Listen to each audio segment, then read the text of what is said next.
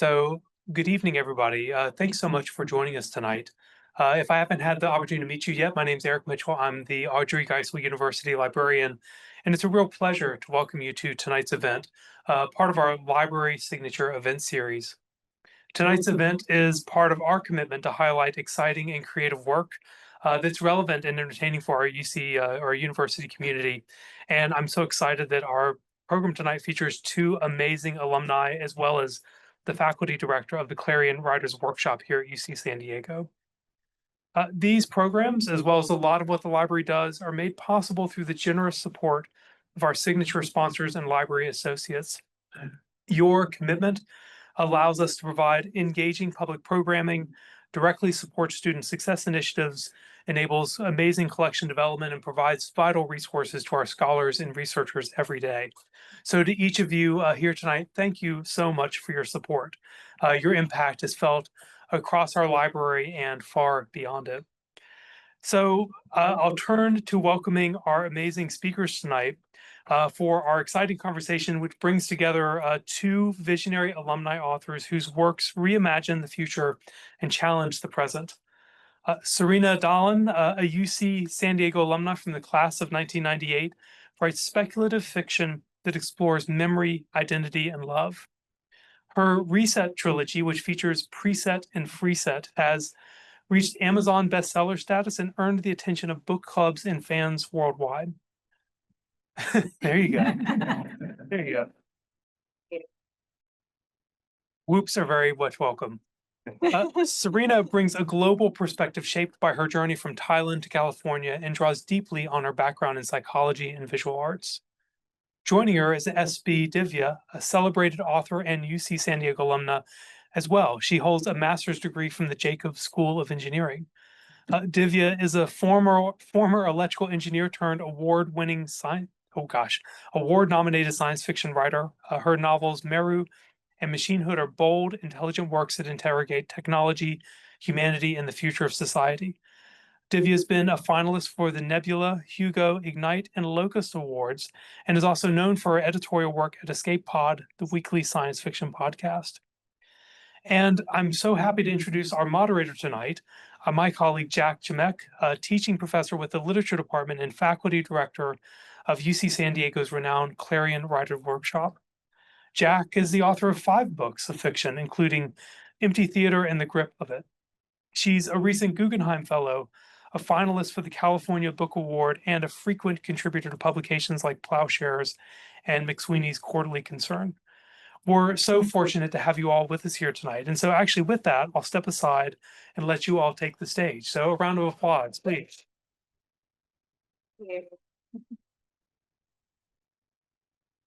Well, thank you so much, Eric. And I am so thrilled and honored to be up here with these two alums, and two alums not from the literature department, which is such a testament to the fact that people can have so many careers in their lives now, and you will find your way to the thing that you must be doing eventually, right? Yeah. So I would love just for the people who are maybe less familiar with our work, if we could take a moment, and if both of you would be willing to talk a little bit more, a little bit about your work and the range of what you write, and yeah, maybe that's where we can begin. Thanks. Do you want to go first? Okay. First of all, thank you, Jac, Eric, for hosting us and the lovely introduction. My work spans science fiction and fantasy. My books are primarily focused on near and far future science fiction. My first book was a slim little novella called Runtime that deals with a cybernetically enhanced adventure race through the Sierra Nevadas. It's very LA and California. And then I also have a collection of short stories that kind of really spans the range of very inventive science fiction to magical realism, slipstream stories. And my debut novel, Machinehood, deals very much with present concerns around artificial intelligence, what's going to happen over the next century in terms of biotechnology, genetic engineering. It's a bit of a thriller, but it's also very philosophical. It interrogates what it might mean to be sentient, to be a machine intelligence that's deserving of rights, the ethics around what we are doing with artificial intelligence, both to other human beings and to the machines themselves, capitalism, ecological fallout, everything that we're dealing with today, but carried forward to the end of this century. And my most recent two novels, Meru and Loka, take a lot of those themes and extend it about 1,000 years into the future. So these books start with me planting a flag about the axioms of life and principles of consciousness. So I'm reaching far, but in this far future world, humanity still exists, but it's confined to the earth because it did such a terrible job of taking care of this planet. But our descendants, the post-humans known as alloys, were kind of genetically altered forms of life that live in the vacuum of space, that have far less energy needs and ecological needs. And they are kind of the caretakers of humanity, but in some ways also very journalistic towards humanity. And the main character, Janthy, is chafes at some of those constraints and wants to reintroduce humanity to the stars. So that's kind of a rough overview and a lot of themes about what it means to be human versus non-human, what it means to be conscious versus not, and what our place is in the wider world. Yeah, Divya's books are fascinating, very, very creative. So if you had a chance to read them, you find it really, it blows your mind a little. As are Sarina's. But first of all, thank you so much to the UCSD Library team for allowing us to be here. This place really, truly is my intellectual home. I spent 4 of some of my most, wonderful years here, and I learned a lot here. And after I left UCSD, I had a life at the corporate world. And after I left it, I decided to take a year off to write a book. And it's been just kind of like this pie in the sky idea that I had. And the idea for Reset came to me one night in the middle of the night after I had decided to erase the story that I was writing. It was terrible. So terrible. And it was like 3 a.m. I was so frustrated. I was just like, I'm going to delete all of this. And then an idea came to me where, what would it be like if we can erase our memories the same way we do documents? What kind of world would we live in? Moreover, what kind of society would demand it? And then I started thinking about, about characters who would live in this world where memories would be erased. Why would it be erased? And somehow the song Imagine, the lyrics came to me. And so I had this idea of what if this world is a utopia so beautiful that it's taken after the lyrics of Imagine? What if the creator of this world believes in peace so strongly that he's willing to do everything possible to keep it? And what would life be like for the people in this country, in this society? And I ended up writing a love story because I feel like all stories are in some ways love stories. It's how we kind of truly connect to each other.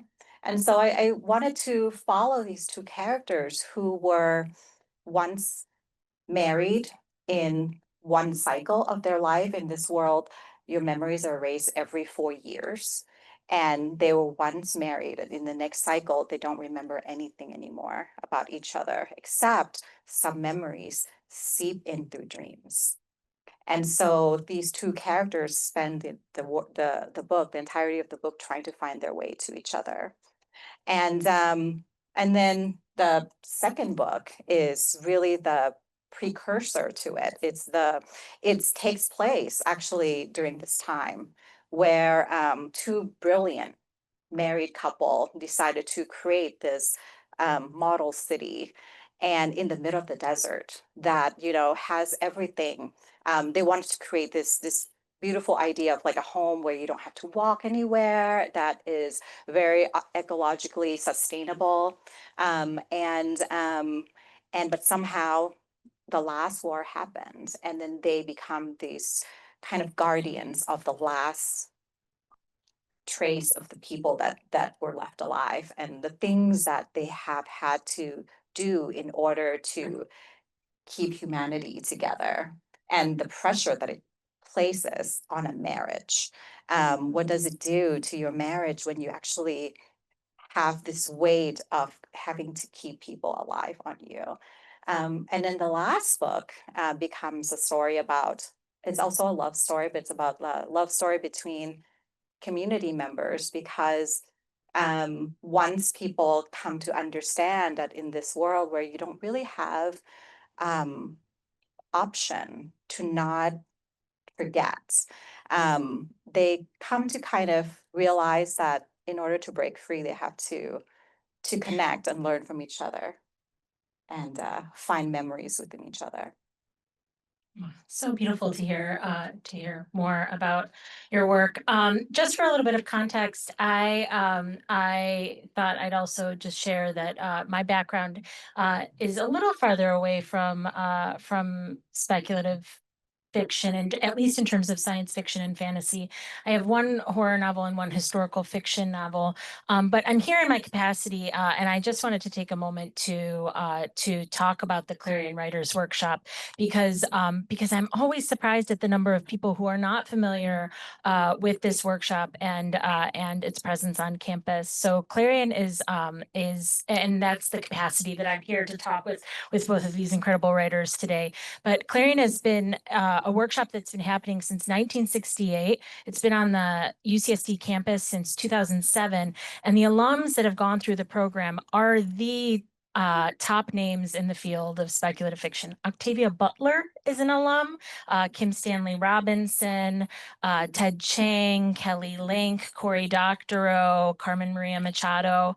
And this is happening on our campus every summer, and there's weekly programming that goes along with it. And we now have programming that's educational programming that's open to the public. That's called Clarion Presents the Science of Story, a master class. So, just thank you for allowing me to kind of get on my soapbox there and talk about that. But writers like these two are exactly the people who we're seeking to feature and amplify via that programming. So just as a little by way of explanation of my position up here, but hearing both of you talk about your work, I think one of the things that I'm most stunned about in relation to what I've read of both of your work is thinking about the level of world building and research in both of your projects, and thinking about how you manage the level of detail in terms of how much does the reader need to know, when does the reader need to know what, how wide ranging are the effects of all of the things that you're imagining into your worlds. I was wondering if both of you could speak a little bit about the research that you do, and how you manage that relationship of how much to share and where to cut yourself off. Yeah. You want me to think about it? Research. Well, my background in psychology has helped me know how to read scientific paper.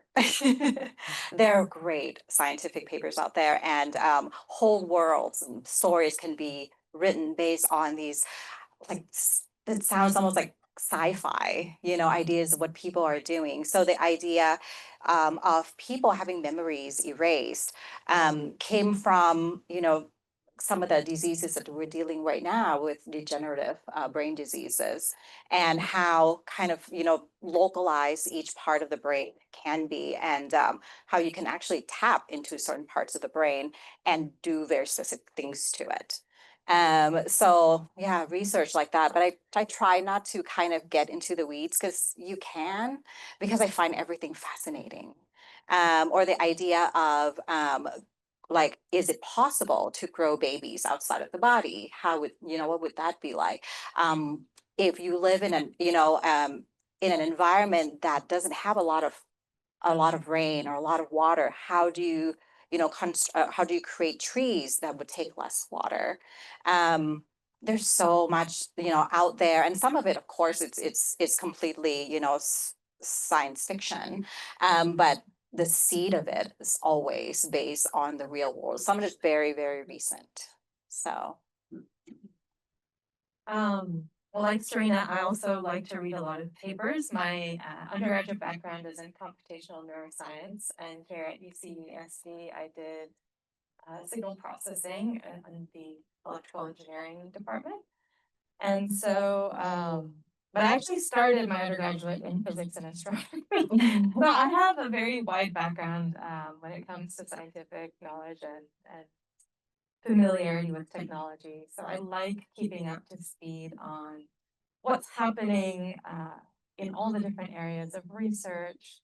And I definitely use that to kind of draw on ideas for my stories. But how much goes into the story really depends, because if it's a near future setting, I want it to generally be a lot more realistic and grounded and plausible. So for something like Machinehood, I did pretty extensive research on books as well, and kind of looking at where scientists, but also futurists, economists, politicians, everybody kind of thinks the world is going, because I wanted to do my best to construct 2095 in a way that felt very believable, very lived in, something that a person could pick up the book and feel like, oh yeah, I can totally relate to this, right?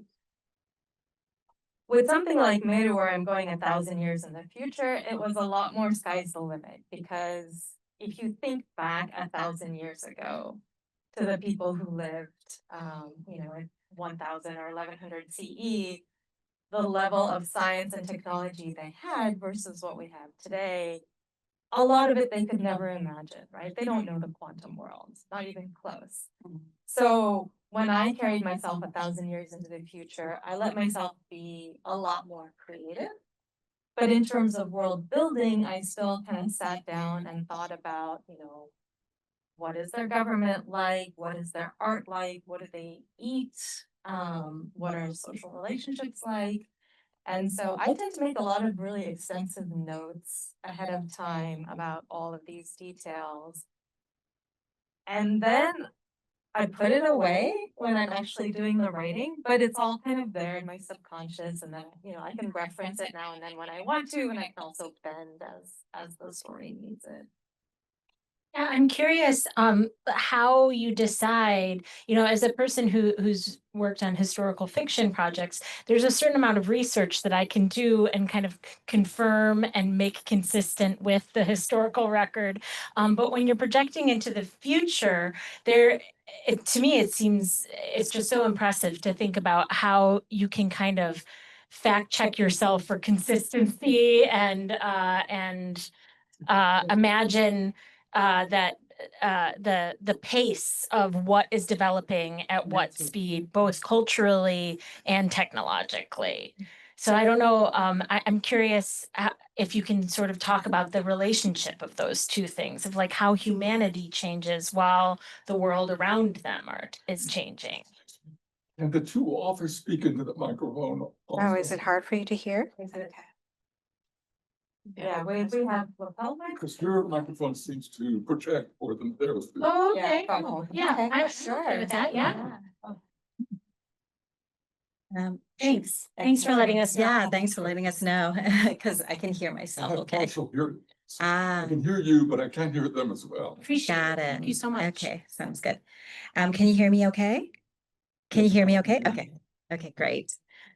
How do I, so I, when I sat down to write the characters in Reset, they're set, this world is set like 200 years into the future. However, this futuristic world has been living almost in kind of repeat every 4 years. So with memories that only last 4 years, it's almost like it's like you run and then you have to stop and then you start over again. So you can advance in some ways, but a lot of it you have to keep coming to zero over and over and over and over again. And so this futuristic world is not too different from this world.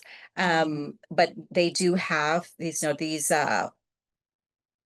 AI that each person's gifted and that will lead them along the path. So when you wake up every 4 years and you have no memory of where you are, you just wake up in your bed or in the hospital bed, you hear this AI that talks to you. This is your name now. This is where you live. This is the work that you're going to be doing. Don't worry, I am here. I'm going to guide you along the way. So it becomes, like this kind of built-in friend. And so I kind of really just thought about, because really people at the end of the day, we're just people, and it's how we build relationship is still going to be the same. But when you are kind of gun shy about creating relationship because you're going to lose them, what is that relationship like? Yeah. So I was more kind of interested in understanding that aspect. And I did a lot of research on Alzheimer's, because it's kind of like that. What is life like if you wake up one day and you cannot remember who you are or the people you love? What It would be really scary, one, and you would probably be afraid to connect because you're going to lose that person.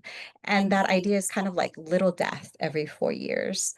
Um, so yeah, I kind of, just kind of went more towards relationship. How do we connect with each other?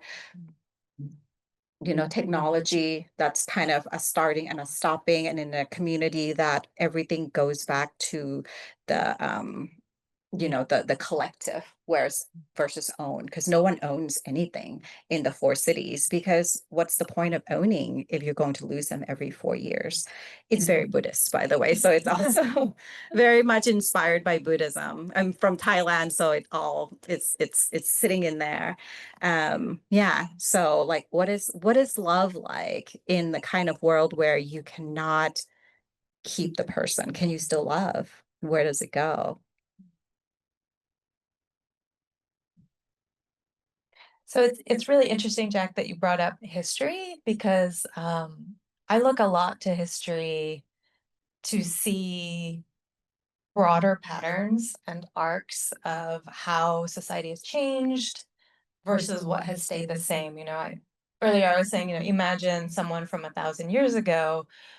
Well, those people might not have known about computers and televisions and radio waves, but they still had to eat.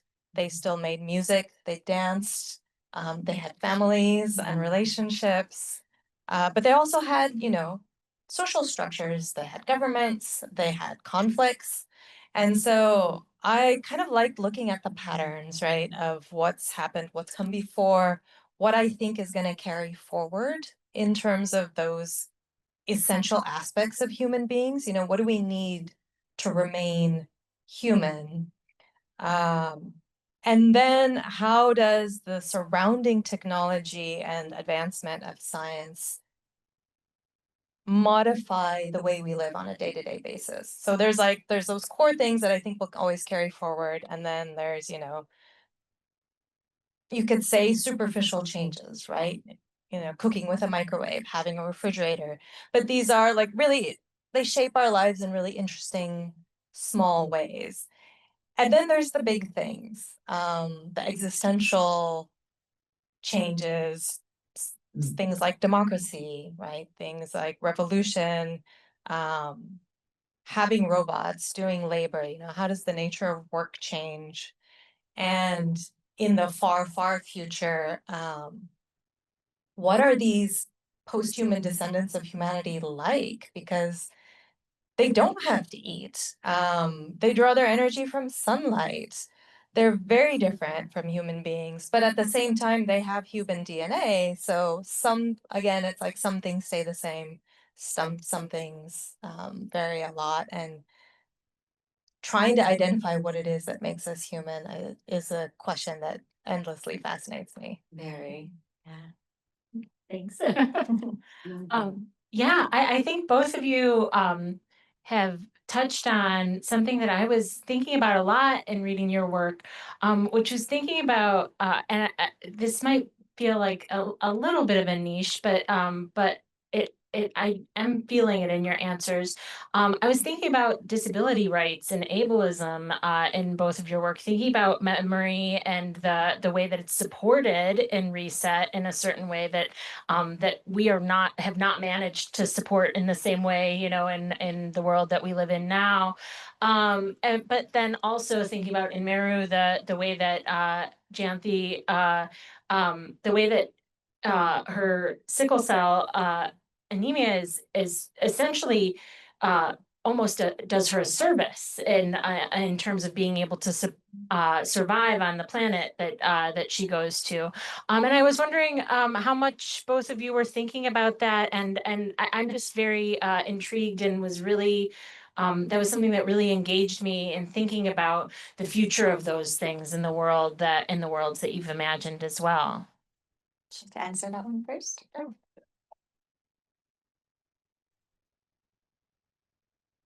So, like an interesting thing happened to me a few years ago. Actually, when I sat down to write Runtime, my novella, way back that was like 10 years ago now, the main character has these cybernetic enhancements that allow her to run faster, further, using less energy, and it's an exoskeleton. This kind of exoskeleton is now out on the market for your legs and hips. There is a thing you can buy for about $500 that will help you walk further and faster. And I should have written down what it was called, but if you Google it, you'll find it. And these types of products and enhancements are typically initially developed and tested on people who are considered having the least to lose because they are already disabled, they're already suffering, right? So that's where, we try to help them, we try to alleviate it. And when I wrote this book, I was a healthy, active, avid mountain biker, hiker, everything else. When I wrote Machinehood, I was suffering from chronic migraine, but that was something to deal with, but not as physically debilitating. And then 4 years ago, after I got COVID, I ended up with persistent long COVID in the form of ME/CFS.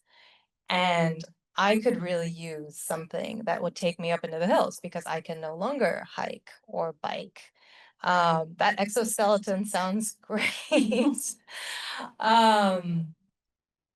And so one of the criticisms of last century's science fiction, especially, but I think also fantasy, is that these stories tend to erase people with disabilities.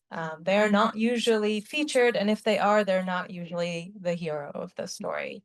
And so I made a very conscious decision to try to change that, to show people who do develop problems as a result either of accident of birth or accident of circumstance, or in the case of one of the protagonists in Machinehood, choices that she consciously makes, to sacrifice aspects of her health for the greater good.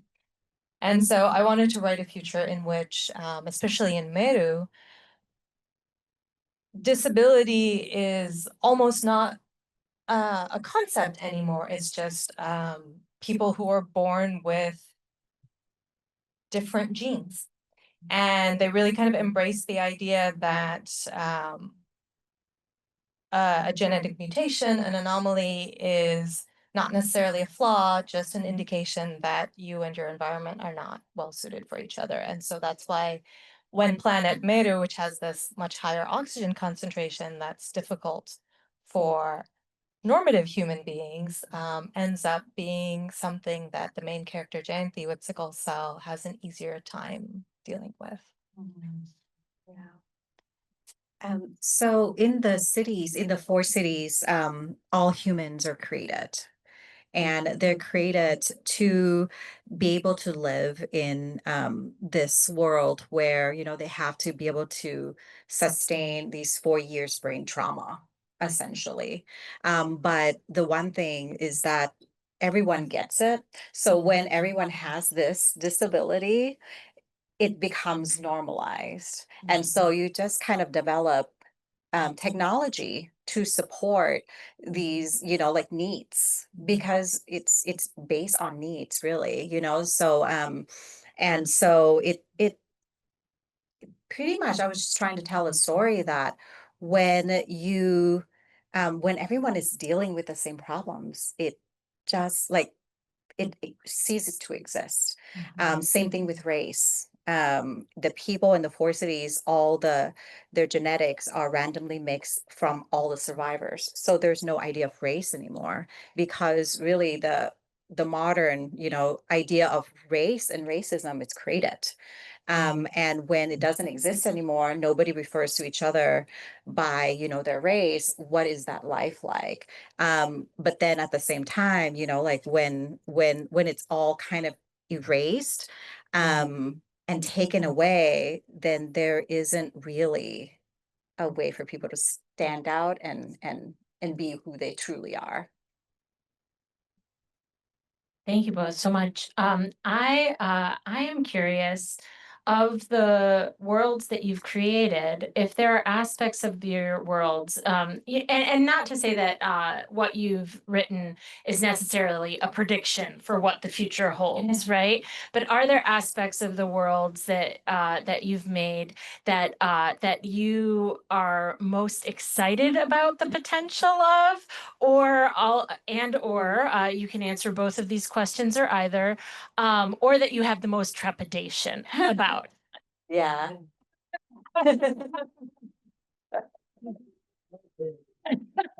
So in the first book, Reset, when you get into the world, everything seems really nice. It's utopic in so many ways. Nobody goes hungry. Everyone has a house. You have a job. It's all assigned. And so at the surface, everyone thinks that their life is perfect. Except, you know, every 4 years they have to sacrifice their memories. What's to it? But love, when you kind of start falling in love and you realize that you can keep them, then all of the issues kind of raise up. And so they come to recognize that in the kind of world where, even though at surface it's utopic, it really is very much a fascist place. When you cannot make decisions for yourself, when you are tracked 24/7 via these AI friends, when, you know, where your whereabout is known all the time for your safety, when, you know, you don't get to keep the one thing that keeps you human, that connection. Where do you actually live? You know, where do you actually live? And that's by the third book, you know, like people have come, like they have to kind of see for themselves, with enough things happen to them. I kind of always say, you know, think back to kind of like every utopia is somebody's dystopia. And people do not change until it's too painful not to. But when it's painful enough, you're going to have to find your way out. And by the third book, they've come to realize that it is, in order to go back to their humanity, they have to go back to, you know, their memories, all the good and bad about being human, and finding, you know, strength in each other. And yeah, trepidation. We live in the world that we live in today. And when I was writing this story, I was writing it with so much hope that we will, you know, because at the end of the day, I really do feel that love will trump everything. It has to. What's the other option? So yeah, trepidation and hope exists next to each other for me.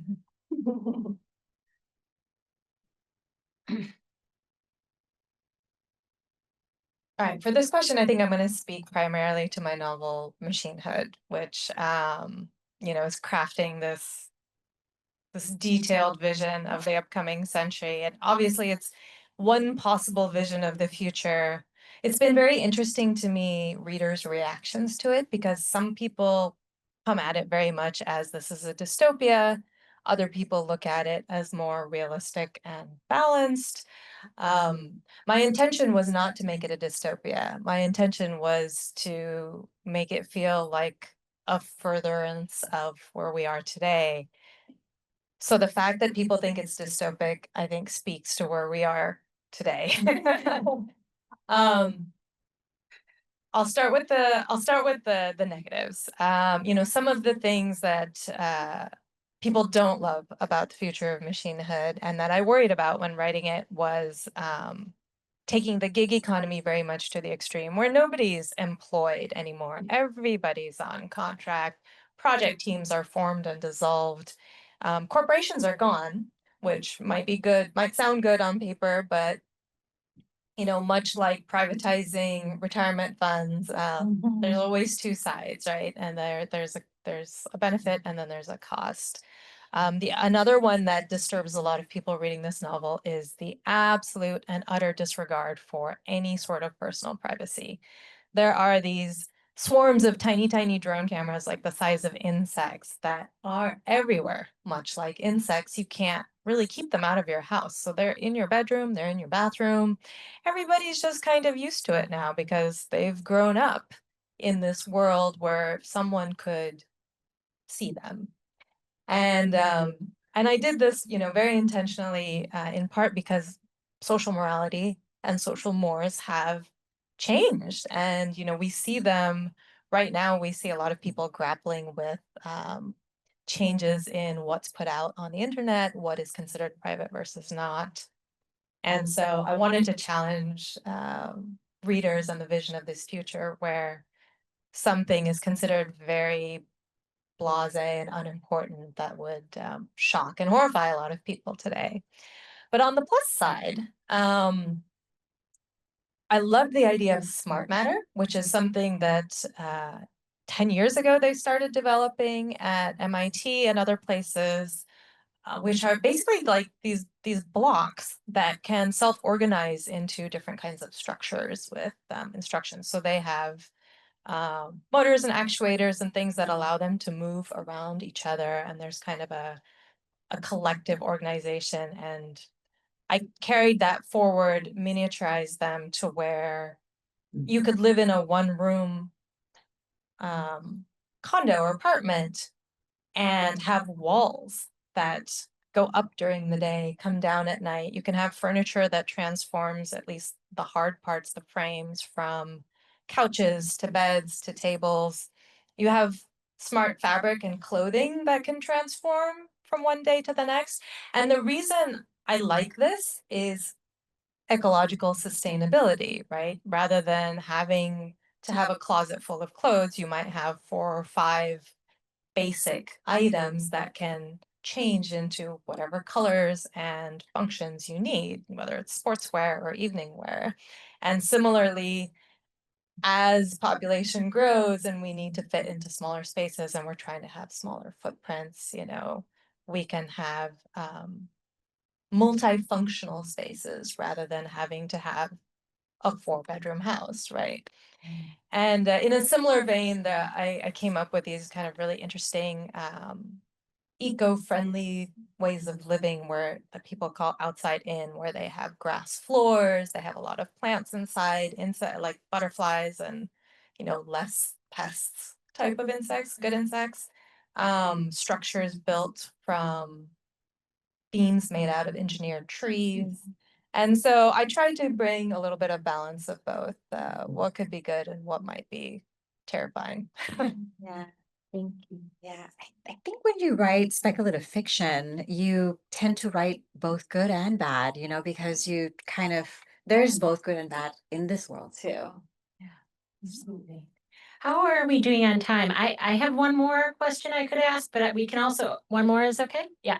Um, uh, Being that you're both alums of UCSD, and that you both seem to have had lived other lives before coming into writing, I would love to hear if you're willing to talk about how you moved from one thing to writing to another, and what that transition looked like, and yeah. Sure. Thank you. So after 4 years, I think, and this is normal because everyone who's graduated, like, felt this way. And so I don't think it was unique to me, but you get this sense of like this terror of like, what are you going to do now? Because when you're in a college, you have this, it's like this, a big hug, and you're supported. And, if you have questions, you can go to somebody, and you have this environment of people who are just like you and that you can tap into, and you never really truly feel alone. But then once you graduate, you just go into that world, and everyone keeps calling it the real world, and it makes it even more scary, And so I was a little terrified. And so I decided to take a year away, and I went to Thailand and Indonesia. And I did some documentary and learned a bunch of different things. And then I came back and somehow kind of got that kind of led me into advertising. And I was doing production for these 30-minute ads for a bit. And then that kind of led me into marketing. And so I just went into marketing. And at that time, I was taking some classes, and one of the teachers was saying that, oh, they're recruiting for, this company, and if you're interested. And so I was like, okay, sure. And so that was how I got into one of the biggest corporations in the world. And I was there for 16 years. And I learned a lot there, but then I studied art, I and I was doing spreadsheets. That was, like, so me as a person, I was always craving that connection to creativity. And I was always kind of writing a story here or there, a poem here or there, paint it here or there. And one of the things that I kind of always kind of credit myself to is like, I leap. I don't think too much about things when I kind of want to follow certain things. I just kind of like, let me just try that and see what happens. And so I just find opportunities, and when I left the corporate job that I had for a very long time, I decided to be a writer. I never kind of questioned why you can't do that. You know what I mean? I just kind of did it because that's how it is. It's like you either do something, you don't do something. And I didn't want to be the person that didn't want to do the thing that I always wanted to do. And so when timing works, when everything kind of worked out and my family's really supportive, I just kind of left. And then one thing led to another. And then I finished a book. Someone read it and said, you should try to get yourself an agent. I put it out there. I got myself an agent, and my agent got, was able to sell it pretty shortly after. And sometimes it just makes me think that once you find an alignment, things kind of just follow a path, and you're almost pulled through it, to, down this path. And there's not much resistance if you find an alignment. And I don't know, it's different for everybody, I think. But I think without trying and leaping, you won't know what exactly you'd align with. And that's been my experience. So my journey as a writer started in my teenage years. from an English class assignment was the first time I wrote any science fiction. And we had an assignment where we had to trade it with another classmate, and my classmate read my thing that I wrote in class, and I ended it on this terrible cliffhanger.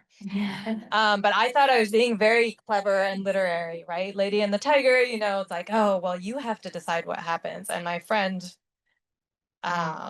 shut that down, and she was like, no, you need to write the rest of this for me. I need to know what happened. And so I started. I never actually finished that, but throughout my teenage years, I kind of dabbled in writing, but I had a pretty heavy interest in science. And when I landed at Caltech for my undergraduate, science was pretty much all I had room for. And after I graduated, I went to work in the tech industry, which has always been demanding. So I kind of focused my time on that career for a long time. I came back to UCC for my master's, kept going. Every now and then I would kind of half-heartedly start a story, the itch would come back. I live journaled, but I never really took it seriously. I was kind of like, yeah, one day I'm going to retire and then I'll write science fiction again. But a couple of years after having my first child, a few things happened. One, I kind of felt a little bit of a loss of identity because kid, work, house is a lot of responsibility. Another, this sounds a little morbid, but I lost two friends to cancer in their 30s, and that kind of shook me up a little bit. And I thought, what if I don't make it to retirement? Like, I'm assuming I'm going to get there, but you never know what life's going to bring you. And if I want to write, I should just write. And so I took some classes. I'm the opposite of Sarina. I take forever to make decisions. I think everything through. I overthink it to death. And so I began very slowly with what's known as flash fiction, which is like 4-page long, itty bitty little short stories. Then I moved up to short stories after a couple of my flash pieces got published, then the novella, and then an agent, and then I wrote a novel. And then some more. And I still haven't written a series, so she's ahead of me there. But partway through that journey, I decided, it was time. I was ready to set aside the technical job and devote a lot more time to writing. And so that's really kind of feels like my second act in life, and very much enjoying it. Yeah. Well, thank you so much. I think it's time to open up to audience questions if people have any.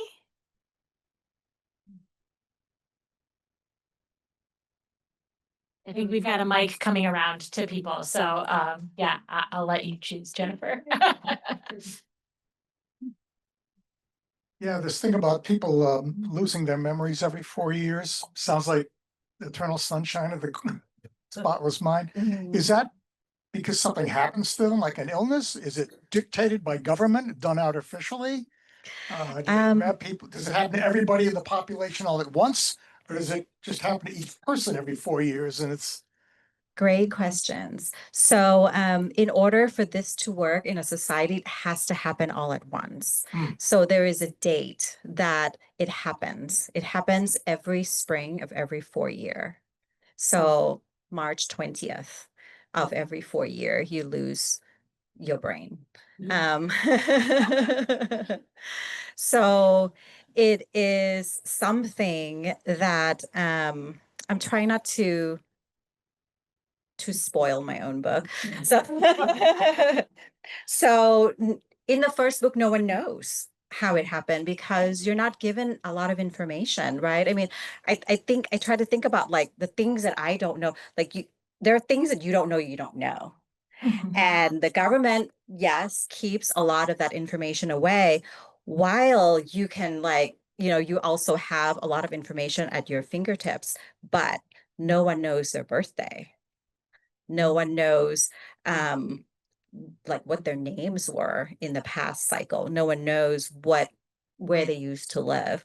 They just kind of walk around a little lost, you know, except for the AI that whispers in their ears that says, okay, you live here now, you go there today. It's to us, it sounds terrifying, right? Because we don't have to live that way.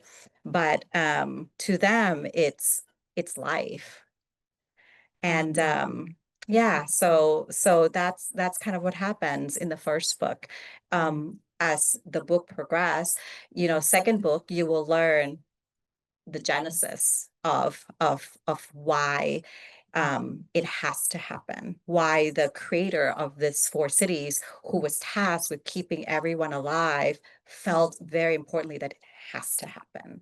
And then you learn later on in the third book how it happens. So yeah, I try to give it a little bit at a time, because really I was I was learning as I go as well. You know, a lot of it is trying to decide for each book, and I didn't intend for it to be a series. So Not to I was harp on writing Mike, but as I go. does the AI tell you everything, or is somebody gonna have to have their appendix taken out by somebody who forgot everything they learned in medical school? Well, like knowledge is kept, you know, so certain information can be kept, like things that aren't attached to emotions, because your emotions is actually where you hold your prejudice, your hate, your love, your fear, the things that, you know, the creator of this city, the four cities, feel is detrimental to the existence of humanity. And so everything that is attached to emotions, the memories that's attached to emotions, get erased. But that's essentially most everything, because we're humans, you know, we remember everything by our emotions. Great question. I was very much interested when you said that you chose 2095 as the time. I've written some things, and one of the hardest things is to locate, especially when you're sort of near future in the next 100 years. Where do you place that? Because that's so important. How did you get to 2095? I actually sat down and went decade by decade and wrote like a short paragraph of what happens in each decade to arrive at this future. Now, I will tell you this. When I first drafted the story and kind of came up with the idea, I had it set in like 2110 or so. And then as I did more research and as I thought about it, I'm like, I need to dial that back. And honestly, by the time I finished the book and sold it and got into edits, so I started drafting it in like 2017, didn't sell it and get into edits until 2020. And some of the things were already happening so much faster that I was thinking, I probably should have set this in like 2055 realistically, because some of the things in there could potentially happen that quickly. But I think certain other aspects, especially social changes, are going to be slowed by human resistance, right? And human speeds. And so I tried to balance it, but it's not really an exercise in prediction. It's still an exercise in creativity, and of course it's one possible future, but that kind of that decade by decade progression is what really got me there. Thank you. Thank you for sharing about your writing, your books. What about your writing process? Excuse me. So my process has evolved. I started this chapter of my writing journey back in 2013, and it's changed. Initially, raising a young child and working full time, I would set aside an hour every night after everybody else in the house went to bed, and then I would sit and either research, write, revise, or read, something related to building that career. A few years later, after I went part-time and then full-time writing, it's kind of evolved to chunks that I would do, 3 or 4 hours a day, where I'd sit down and really treat it like a job. In more recent years, due to health constraints, I can't sit and write for 3 or 4 hours at a time anymore. So now I'll write maybe an hour a day in the mornings, sometimes an extra hour in the afternoons, but giving way for the need to rest on days when I just need to rest. And I don't know if this is the kind of process you're wondering about, because we already talked a lot about research and creativity, I think. So yeah, from a practical standpoint, life changes and my needs have changed. And so my writing process has kind of evolved to adapt accordingly. So I write the way I garden, chaotic. I just throw seeds and then I see what grows. Like I have pots of things that I have no idea what they are. I see them, they're growing, they're beautiful, they're green, and I know they're edible, but I don't know what they are because I just kind of sprinkle things, and I kind of like that. I like being surprised. So I write from my gut a lot. I follow characters. I follow my characters and they tell me what they're like, what they're doing, and all of that. I have like ideas about like what I want to write about, and those really come from what feeds me, which is travel. Like the current book that I'm writing is very much inspired by my trip to Thailand that I took. And and it's kind of, I think that it's kind of like how books are. Like the first half of the book, you sprinkle with seeds, and in the second half, you are harvesting it. And so but just for me, I like being surprised. I like being surprised because to me, if I'm not surprised, my readers are gonna have a hard time being surprised. So yeah, that's chaos. Oh, okay. I have what I think is a quick question. Of the books that you've each written, which is your favorite and why? That's a hard question. Okay. Which I get- child is our favorite? Yeah, I get asked this question a lot, and it is very much like, who's your favorite child? And you never can choose, I think. But I'm gonna steal from another writer and say my favorite book is always the one I'm currently working on because everything my else story. does. I mean, my Yeah, so I love all of them for different reasons. And the most exciting one is always the one you're currently in the middle of. And then because of the editorial process being very long, you're usually sick of it by the time it's done and it's getting published because you've read your own book like 6 times. But with distance, the fondness grows back. That was really my answer too. Because it's true. It's like the book that you're working on right now is the one that's holding your attention the most. And I've learned to develop this over the last 3 books. Is like it's like children, you learn to let them go. And so you write a book and then I try to, and it's gotten better after each book. I learned to kind of go, this is no longer mine. It becomes the reader's.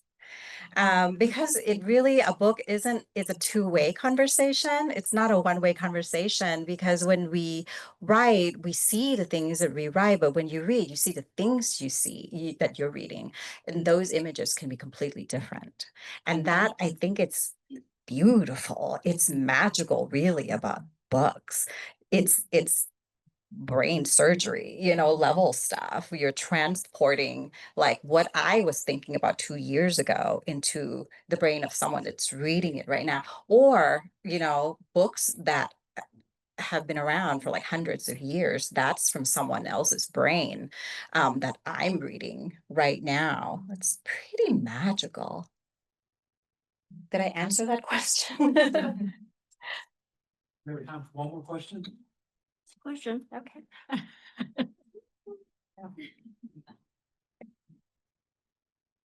Usually, writing a book is the vision, and the vision pretty much is manifestation. You saw, maybe both of you saw the future that is needed, and you built the answer to what the world would need. So I know that nobody wants to go there. I know that you protested what is going on right now with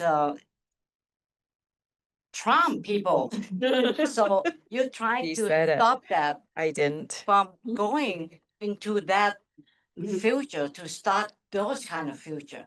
So can you tell us what do you do, what you believe to stop from that to happen, to make your book is just a fiction, not the reality or the platform of the future? Do you want to answer that first?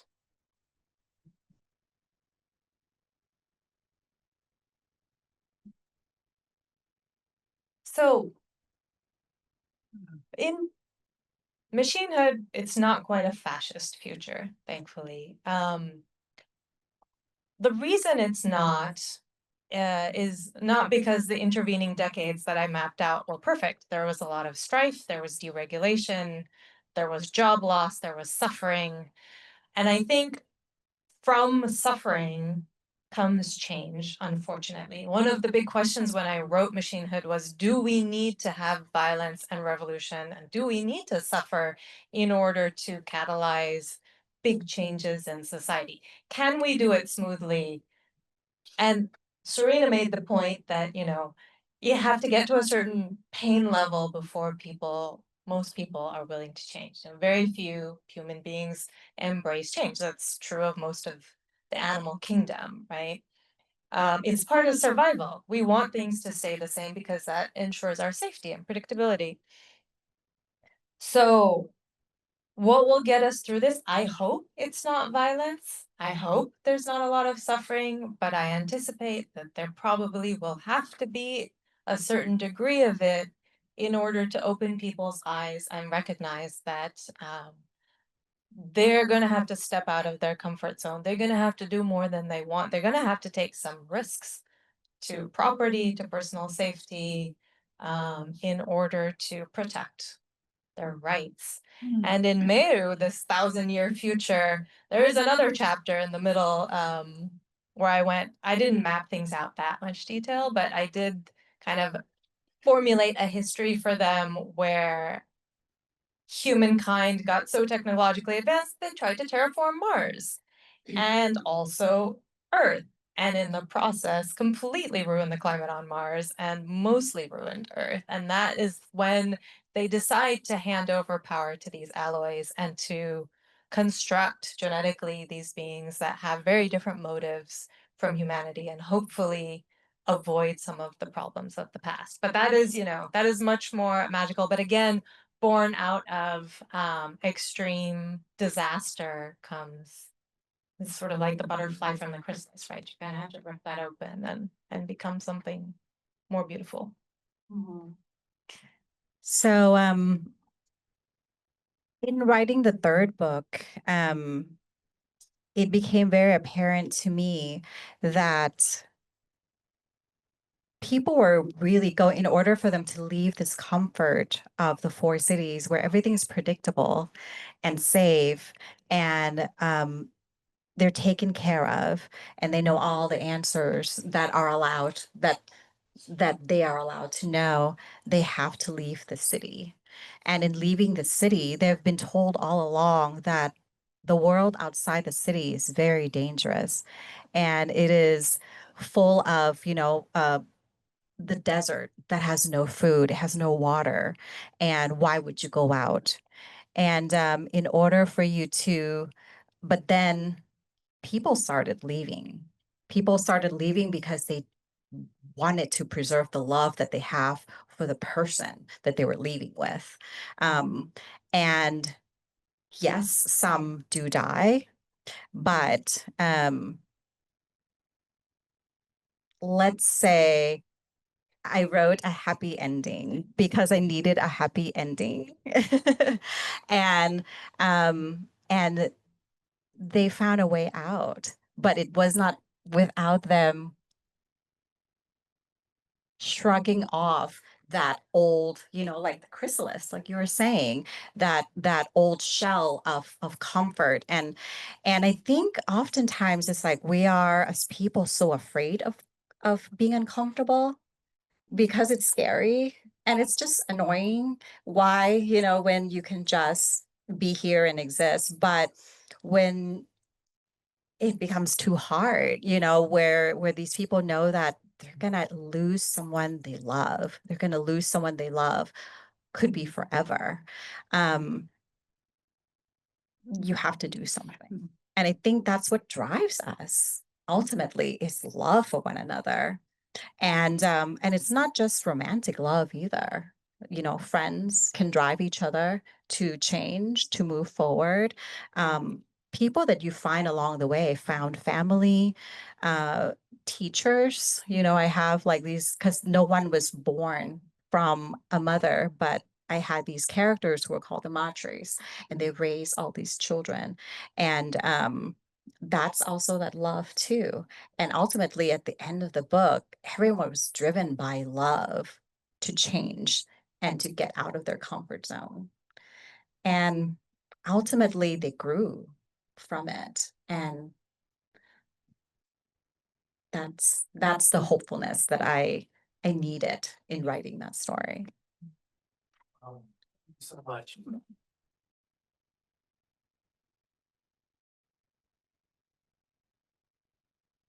Yeah, so just again, Jac, Sarina, and Divya, thank you for such an engaging and thought-provoking conversation this evening. We really appreciate your time. To our audience, thank you for being here tonight. The UC San Diego Bookstore is here if you'd like to purchase books, and I think maybe our authors might be willing to sign a book as well. Absolutely. All right. Oh, and I want to say,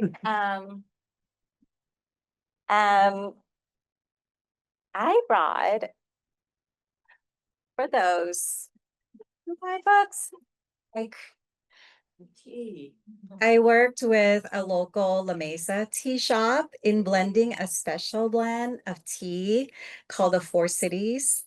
And Right. in it has the elements inspired by the book that just came from the book. Wow. So if you purchase a book from me, you get one of these to go home with. And it tastes good. Did that erase your memory? Oh, you'll find out.